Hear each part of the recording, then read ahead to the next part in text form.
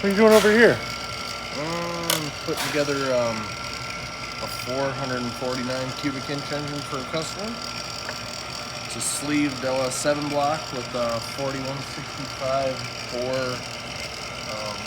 DSS pistons and then 4125 stroke center counterweighted Cali crank.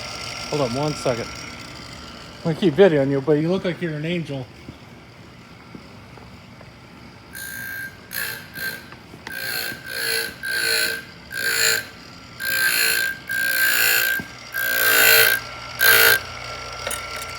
Look at all those lights. You got a glow around your head. Look like you're shining.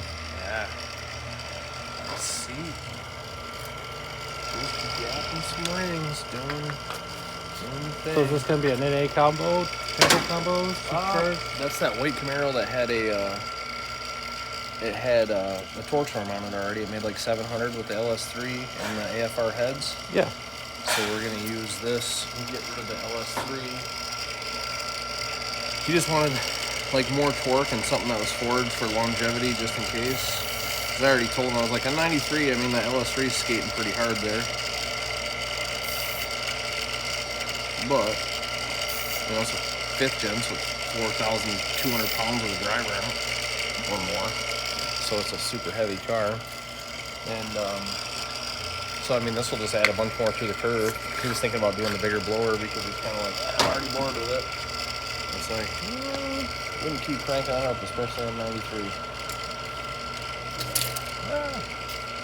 So we're putting this together for him, and then probably closer to spring. Oh, rattling.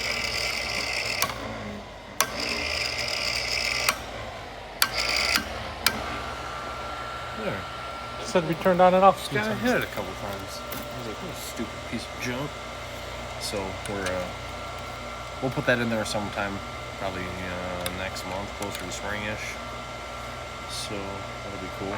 Should be awesome. It'll be, the LS3 is like basically 11 to 1. This should be like 11.5 to 1.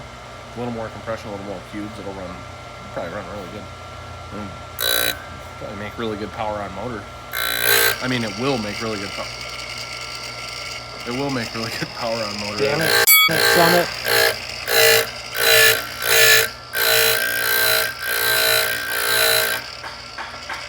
You're only allowed to do so many motors with it, and then you got to do the bearings on it. Oh, apparently so. So, yeah.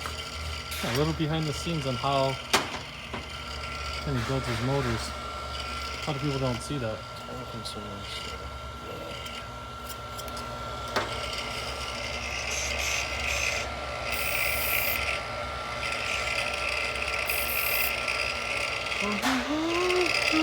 for the viewers, what are you doing with that? Just cleaning up the edges? Yeah, that's like a polishing stone, polishing pad. So basically kind of like a deburr, clean up the edges so it's rounded. I round all the corners on it really quick except for the oil side.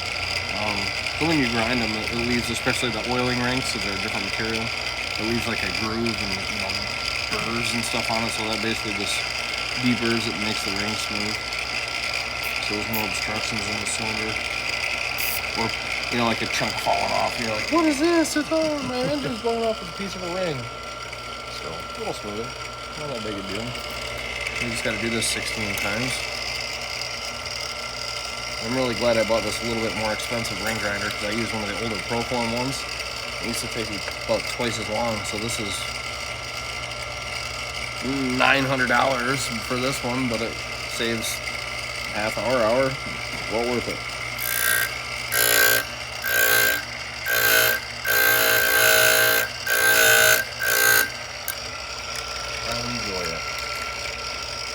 How many motors you got to build coming up? Surprisingly, not that many. We went through a bunch not that long ago, so the engine build thing is actually the lightest part of the shop right now, which is all right because this takes me away from everything else for the whole entire day usually, or two. But that is, no, we did, remember like right before Christmas, there's shit ton right before Christmas, I got a lot of them done. So now I think, like a weird thing, I think I'm all the way caught up on that, somehow. I got like 2 of them Eric took that one the other day, and we got one more at the machine shop. So 2 of them left right now. It's not bad. Yeah, not bad at all. We get this one.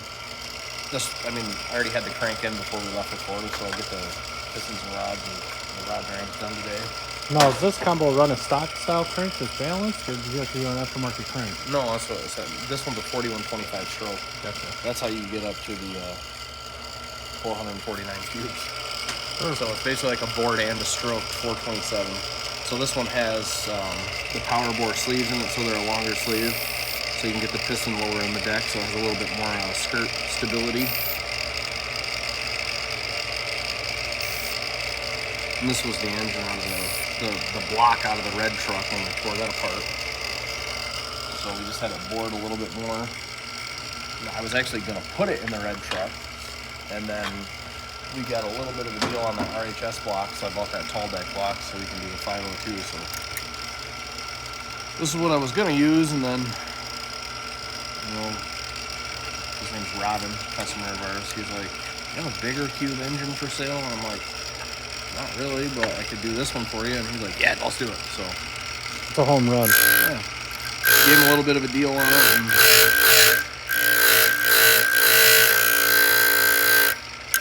and then that way he can have a cooler engine. I didn't make much on it, but that's right. He's shopped with us a couple of times, so sometimes I do dumb business moves like that. So before we leave you alone, number one thing customers always ask on our YouTube when you're reading the comments is, what's the cost? What's the cost? Like, quick breakdown on, let's say, how do you build something like this? So that's the thing, like, and that's why I don't answer people when they ask me what the cost of stuff is, because every single thing is different. Like, there's rarely anything we do twice that's the same. About the only thing that we do that's the same is like those piston and rod 5.3s, which, I mean, if we do a long block, so it's it's $950 for machine work, $1,000 for assembly, which is cheap on those, but they are relatively easy. So if we did like forged pistons, forged rods, forged crankshaft, a good middle of the road set of lifters, the Trickflow 220 heads on those, you know, and like the BTR camshaft, cam kit, stuff like those long blocks now, because the cost of price and everything else, parts and everything else, those are $10,500, $11,000 with a good set of lifters, you know, and it's pretty insane. So like this one was, you know, when I had this done, I had a bunch of money into the block, because LS7 blocks are expensive, and then I had it sleeved for $2,500, and then I had machine work done to it for the bore and balance and, you know, all that stuff. So I mean, it's expensive anymore. So I gave this short block to him for $8,500, I think I told him.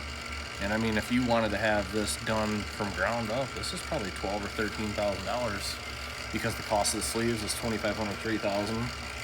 You know, like Texas Speed sells just the sleeve blocks. I think they're $5,500 or $5,700 for a bare block. Then you have crank rods, pistons, you know, cam bearings, and then assembly. So it's $12,000, $13,000 combination. It's pretty wild, but yeah, it's every single one of them are different. You can't quote stuff like that. We can quote DOD deletes, you know, if we do a BTR Stage 1 cam or a Cali's 210, 218, like in that generation, we do them for $3,400, $3,500. And Gen 5s, we do them for $4,000 to $4,200. So there's very few things that we do the same thing over and over. So like this is different than the next one. Like I've never done this exact same short block. With these pistons, this crank, those rods, this sleeved LS7 block, like we've done some 427s, some 430s, some 434s, and some 440s. But this is the first time I put a 4125 stroke in these. So it's another thing, once I get the rods in, I got to clearance the bottom of the sleeves and a lot more little stuff involved. But yeah, every one of them are different. So, you know, it's the same thing. Like that was the green car was the first time I ever built one of those Billet Energy blocks. So that was quite the learning curve. You know, I took that motor apart probably 4 times putting it together, so I was certain that it was good. You know, there's things that you have to block off in the oil passages. There's things that you have to restrict. A lot of stuff to it. So this one isn't as bad, minus like just clearancing the sleeves. Like this is pretty common what we do. But yeah, each one's different, and like I said, that's the perfect answer. Yeah. Everything. Like you get a lot of it, so if anybody's paying attention and watching, there's their answer. Yeah, all of them are different. Yeah. Everything we do, pretty much every single thing we do here is tailored to each individual. You know, like That guy's is totally different. Obviously, Eric's truck's totally different. The Black C5 is totally different. So.